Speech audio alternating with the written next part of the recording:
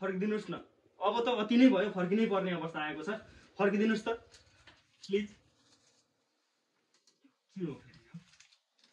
Chit दिनुभएको रहेछ।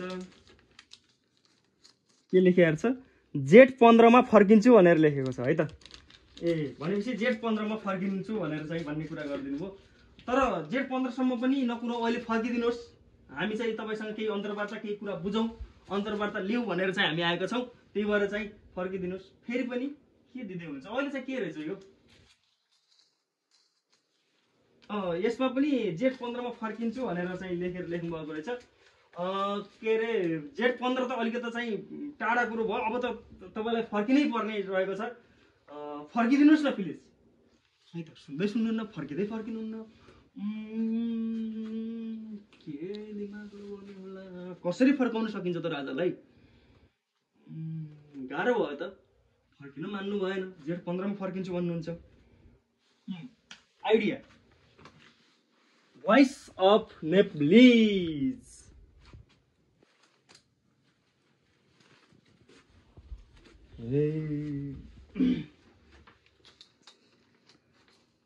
निर्मला हत्याकाण्ड, वाइड बडी काण्ड, ललिता निवास काण्ड, 33 किलो सुन काण्ड, 77 करोड काण्ड, भुटानी शरणार्थी काण्ड, चुरे पहाड काण्ड, सहकारी ठग काण्ड, काण्डै काण्डले मेरो देशमा भ्रष्टाचार गौन राजा बिन्ती छ। Z15 मा आऊ दरबार।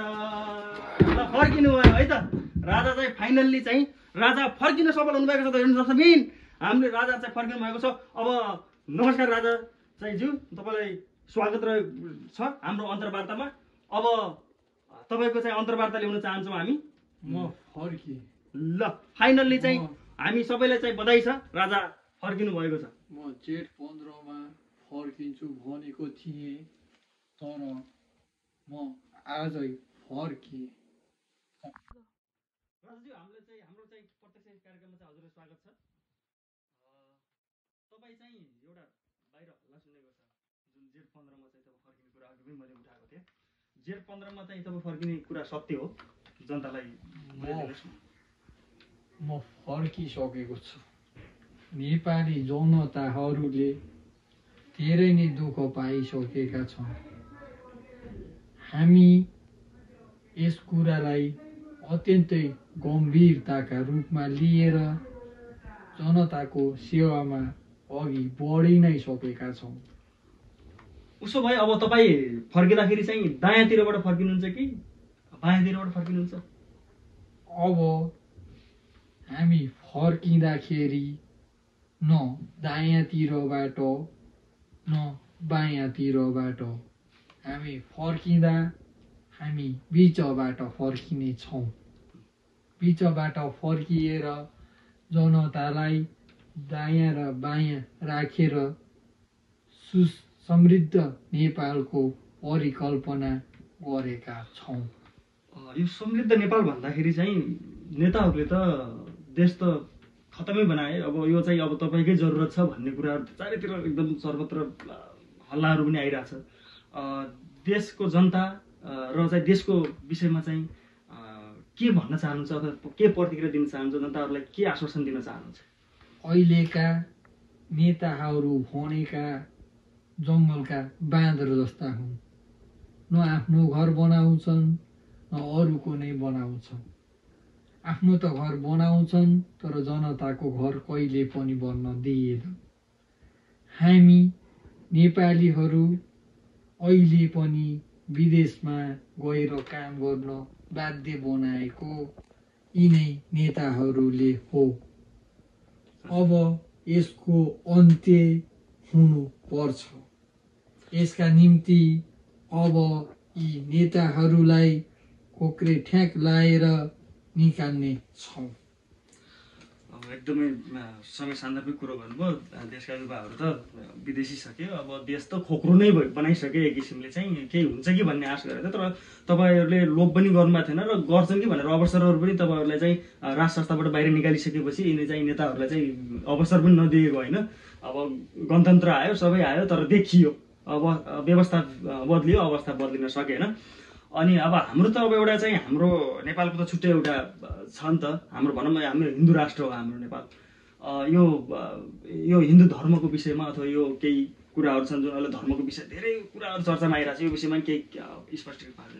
नेपाल भनेको एउटा हिन्दू राष्ट्रको सनातन परम्पराको एउटा उद्गम स्थल भएको थलो, विभिन्न देवीहरू देवताहरूको बसोबास भएको थलो हो र यो पुण्यभूमिमा हामी रहेर हामीहरूले विभिन्न प्रकारका विकृति विसङ्गतिहरू बिताइरहेका छौँ।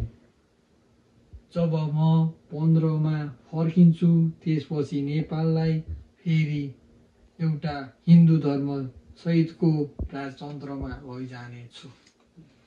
र अब अन्तिममा चाहिँ अब जेठ 15मा फर्किने चाहिँ निर्णय लिइसकेको अवस्था छ हजुरले। अब जनतालाई चाहिँ फाइनल्ली चाहिँ भन्नुहोस्, अब चाहिँ जेठ 15मा फर्किने नै हो, अब आवश्यकता नै पर्यो भन्ने हजुरको मनसायबाट चाहिँ एकदम आकर्षित भइसकेको अवस्था यी नेताहरूलाई, यो सबै यो सिस्टम यो बिग्रिएको अवस्था देखेर यो यतिका भ्रष्टाचारहरू मैले अहिलेसम्म देखेको थिइनँ। कुन काण्ड कहिले कुन काण्ड, कहिले कुन काण्ड, कहिले सुन काण्ड, यी विविध काण्डहरू, विग्रहको राजनीति, यो यत्रो भ्रष्टाचार मेरो देशले सहन सक्दैन र अब यो भ्रष्टाचारको अन्त्य न केपीले, न शेरेले, न प्रचण्डले गर्छन्। यिनीहरू भनेका भ्रष्टाचारका केन्द्र हुन्। राजतन्त्रले हामी सबै नेपालीलाई एकजुट बनाएर एउटा लक्ष्यमा पुर्याउँछ भन्ने हाम्रो ठम्माइरहेको छ। हस् त राजाज्यू, यो एकदमै तपाईँको महत्त्वपूर्ण समय दिनुभयो र एकदमै निराशाजनक अवस्था रहेको कुरालाई पनि केलाइदिनु भयो र हाम्रो चाहिँ सबै जनताहरूलाई चाहिँ जानकारी दिनुभयो कि अब जेठ 15मा आउँदैछु भन्ने कुरा जानकारी दिनुभयो। हजुरलाई धेरै धेरै धन्यवाद। अहिले चाहिँ हजुरलाई चाहिँ हिँडेर चाहिँ हामी बिदा गर्न चाहन्छौँ। हस् त, तपाईँहरूलाई पनि जेठ 15मा आएर हामीलाई साथ दिनुहुन हामी अनुरोध गर्दछौँ। Thank you so much. Nepal. आदरणीय दर्शकहरू, हामी चाहिँ अघि चाहिँ हामी चाहिँ हाम्रो राजासँग चाहिँ हामीले प्रत्यक्ष अन्तर्वार्ता लिएका थियौँ। आज अब अन्तर्वार्ता कस्तो के कस्तो लाग्यो प्रतिक्रिया दिँदै गर्नु होला। अहिलेलाई भने म पनि यहाँबाट बिदा हुन चाहन्छु। हस्त नमस्ते।